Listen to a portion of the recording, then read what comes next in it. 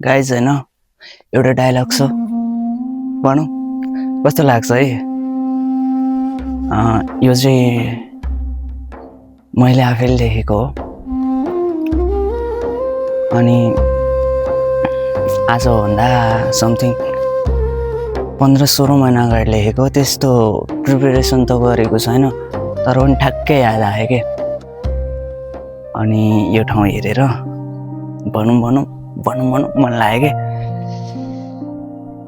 भनौँ है त।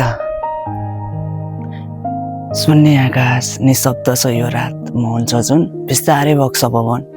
तर यो मन भने अशान्त छ अझै, तिम्रै यादले कोरिन्छ सपनाहरू।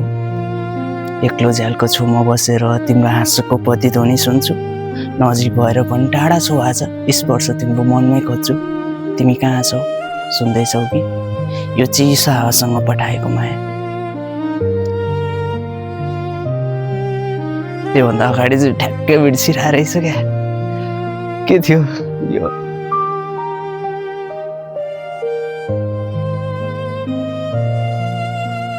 खै के थियो होइन, डायरीमा हेर्नुपर्छ। मैले यस्तो डायलगहरू बनाउनु छोडेँ धेरै भयो क्या। अनि प्र्याक्टिस छैन नि, ठ्याक्क उहाँ जति आयो त्यति भन्दै ल।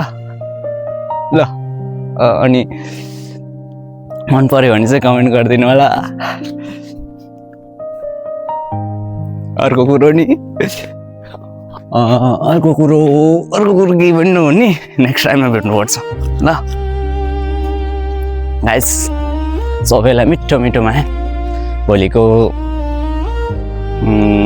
भोट हालिदिन्छ के भोलि, त्यही भएर सोचेर हाल्नु होला ल, केही भन्दैन। By by.